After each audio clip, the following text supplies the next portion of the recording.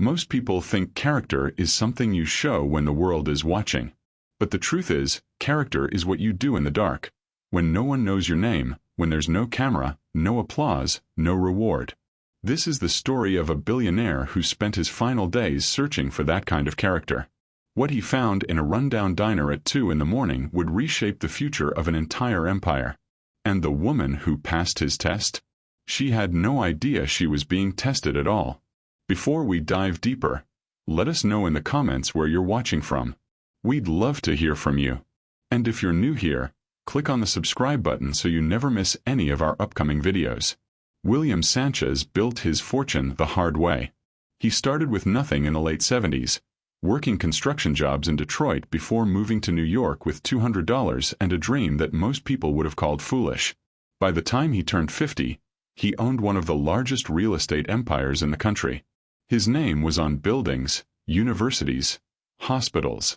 But at 71, sitting in a sterile oncologist's office in Manhattan, none of that mattered anymore. Stage 4 pancreatic cancer. 6 months, maybe less. The doctor's words felt distant, like they were meant for someone else. William nodded, shook the man's hand, and walked out into a city that suddenly felt like it belonged to ghosts. He had built an empire, but he realized he had no idea who would carry it forward. His 2 children, Spencer and Diana, had been raised in wealth so extreme they had forgotten what struggle even looked like. Spencer spent his days managing hedge funds and complaining about tax brackets. Diana's biggest concern was whether her European vacation house had the right shade of marble countertops. Neither of them had called him in over 3 months. William knew the moment he died, they would descend on his fortune like vultures on a carcass. And that thought kept him awake at night, staring at the ceiling of his penthouse, wondering if his entire life had been a waste. So William decided to run a test. Not the kind you take in a boardroom or a courtroom, but the kind that reveals who a person really is when they think no one important is watching. He wanted to find someone with real character, someone who understood sacrifice and empathy, qualities his own children had never learned. One cold October evening, he put on his oldest clothes, a torn jacket he found in a storage unit, jeans with stains he didn't recognize, boots that had seen better decades. He messed up his silver hair, rubbed dirt on his hands and face, and walked out into the night looking like a man who had lost everything. Because, in a way, he had. He visited high-end restaurants first, places where he used to be greeted by name and ushered to private booths. Now, security stopped him at the door before he could even speak. One restaurant manager looked at him with pure disgust and said, "We don't serve your kind here." William just nodded and walked away. He tried a hotel lobby next, sitting in a corner to get warm. Within 5 minutes, 2 guards escorted him out onto the freezing sidewalk. No one asked if he needed help. No one even made eye contact. By midnight, he was exhausted, cold, and heartbroken. Not because of how he was being treated, but because this was the world he had helped build. A world where a man's worth was measured by the size of his wallet, and nothing else. Then he remembered a small diner he used to pass on his way to work decades ago, back when he still took the subway. It was still there barely, with a flickering neon sign that read Dorothy's Place. He pushed open the door and stepped inside. The diner smelled like coffee, grease, and old dreams. It was nearly empty except for a tired-looking waitress wiping down tables and a cook barely visible through the kitchen window. The waitress looked up when William walked in, and for a moment, he thought she might ask him to leave like everyone else had. But she didn't. Instead, she smiled, a small, genuine smile, and said, "Sit anywhere you like, honey. I'll be right with you." Her name tag said Leanne. Leanne Brooks was 34 years old and looked like she had lived twice that long. She was a black woman with kind eyes that had seen too much hardship and hands that never stopped moving. She had been working double shifts at Dorothy's for the past 2 years, ever since her husband died in a car accident and left her alone with a 6-year-old daughter named Maya. Every dollar Leanne made went toward rent, food, and Maya's asthma medication. There was never anything left over. No savings, no safety net, just survival. But despite everything, Leanne had managed to hold on to something most people lose when life gets hard. She had held on to her humanity. William sat down in a corner booth, and Leanne brought him a menu. He noticed her hands were shaking slightly, probably from exhaustion. "Can I get you some coffee to start?" she asked. William nodded. "Please. And maybe some soup if it's not too much trouble." She came back a few minutes later with a steaming cup of coffee and a bowl of chicken noodle soup. "On the house," she said quietly. William looked up at her, surprised. "I can't let you do that." Leanne shook her head. "You look like you've had a rough night. It's just soup. Don't worry about it." William ate slowly, savoring the warmth. It wasn't fancy, but it was the first act of genuine kindness he had experienced all night. When he finished, Leanne came back to clear his bowl. "Anything else I can get you?" William reached into his pocket and pulled out a crumpled $5 bill. It was all he had brought with him, part of the disguise. He slid it across the table. "For you. Thank you for the soup." Leanne looked down at the money, then back at William. For a moment, he thought she might take it. He saw the exhaustion in her face, the kind that comes from working 70-hour weeks just to keep your head above water. $5 might not seem like much to most people, but to someone like Leanne, it could mean the difference between paying for her daughter's inhaler or going without. But then she did something William didn't expect. She pushed the bill back toward him. "I can't take this," she said softly. "In my space, guests don't pay for kindness." William stared at her, his throat tightening. "You need this more than I do." Leanne smiled, a sad, tired smile. "Maybe. But that's not the point. You needed help tonight, and I was able to give it. That's enough for me." She walked away before he could argue, and William sat there in stunned silence. He had found her. After all the rejection, all the cruelty, he had finally found someone who understood what it meant to be human. He left the diner that night with tears in his eyes, knowing exactly what he needed to do. Over the next 2 months, William watched Leanne from a distance. He hired a private investigator, not to dig up dirt, but to understand her life. He learned about Maya, about the medical bills, about the eviction notices Leanne kept hidden in a drawer so her daughter wouldn't worry. He learned that Leanne volunteered at a community center on her one day off each week, serving meals to people who had even less than she did.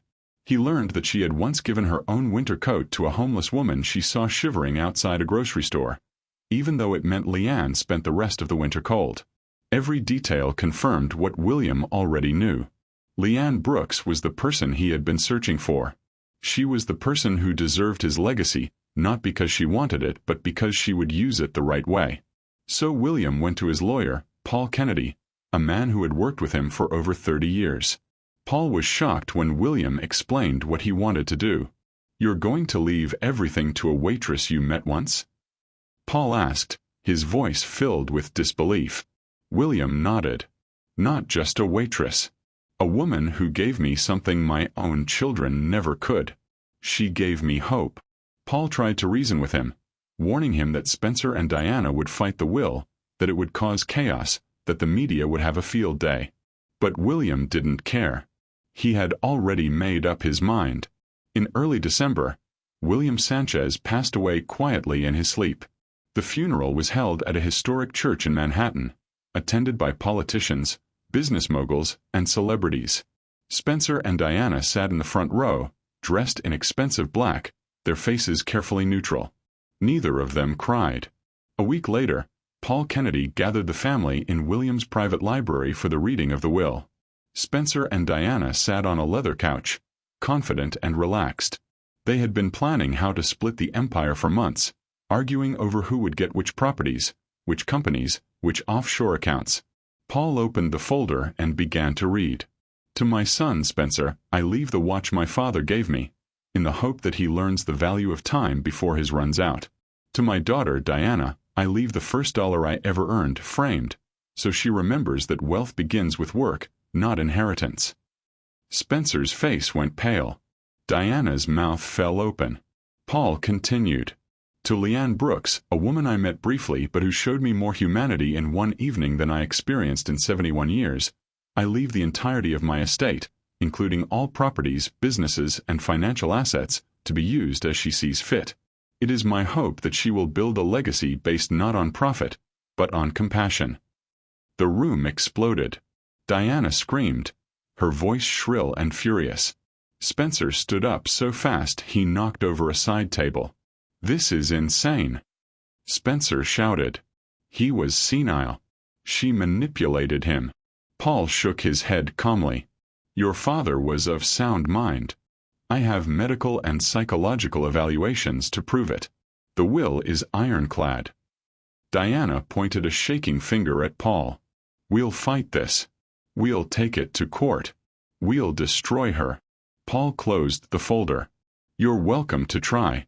But I assure you, you won't win." Spencer and Diana stormed out, already on their phones calling their own lawyers. Paul sat alone in the library for a moment, then picked up his phone and dialed a number. Leanne was putting Maya to bed when her phone rang. She didn't recognize the number but answered anyway. "Hello. Ms. Brooks, this is Paul Kennedy. I'm the attorney for the estate of William Sanchez. I need to meet with you as soon as possible." Leanne frowned, confused. "I think you have the wrong person. I don't know anyone named William Sanchez." There was a pause on the other end. "You may have known him by a different name. Or perhaps not known his name at all. Please, Ms. Brooks. It's very important." Something in his voice made Leanne agree. They met the next morning at a coffee shop near the diner. Paul explained everything. Who William really was. The test. The will. By the time he finished, Leanne was trembling, tears streaming down her face. "I don't understand," she whispered. "I just gave him soup." Paul smiled gently.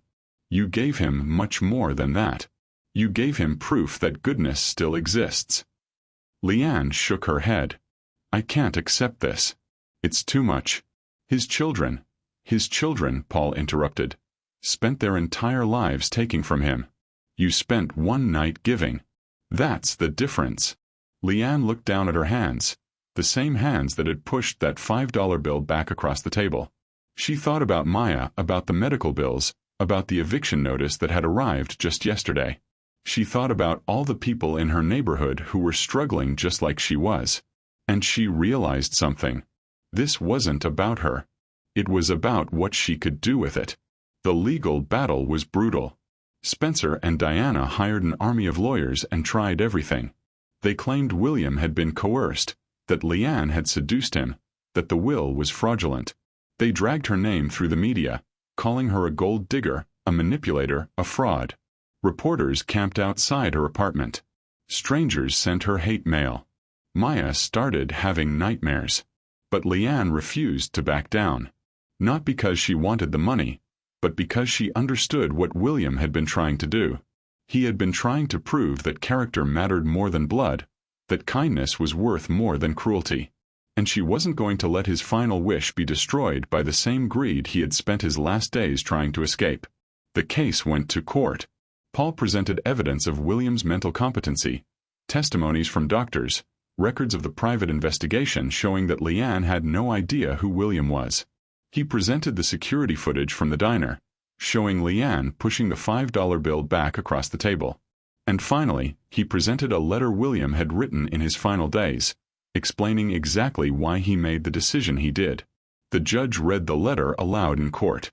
"I have spent my life building towers of steel and glass, but I forgot to build a foundation of humanity. My children learned from my mistakes. They learned that money is the only thing that matters, that people are disposable, that kindness is weakness.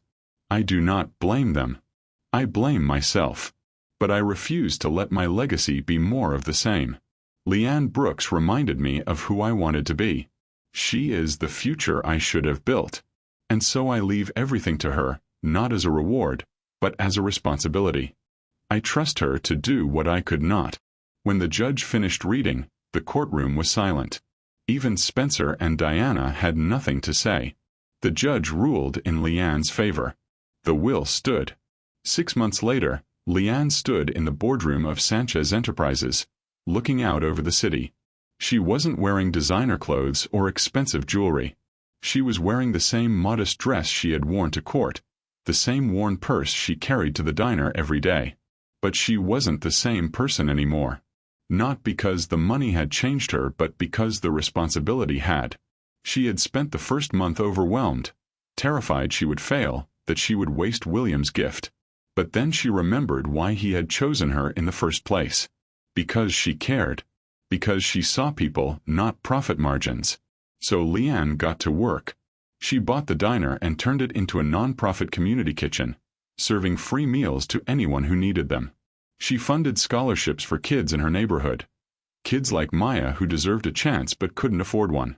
She transformed Sanchez Enterprises, shifting the focus from maximum profit to social impact, building affordable housing, funding healthcare initiatives, creating job programs for people who had been left behind by the system. Spencer and Diana watched from a distance, bitter and resentful. But slowly, over time, even they began to understand. Their father hadn't taken anything from them. He had given them a chance to learn the lesson they had missed their entire lives. Some people are born with wealth. Others earn it. But true legacy, the kind that lasts, is built on something money can't buy. Leanne kept the $5 bill. She had it framed and hung it in the lobby of the community kitchen, with a plaque underneath that read, "Guests don't pay for kindness.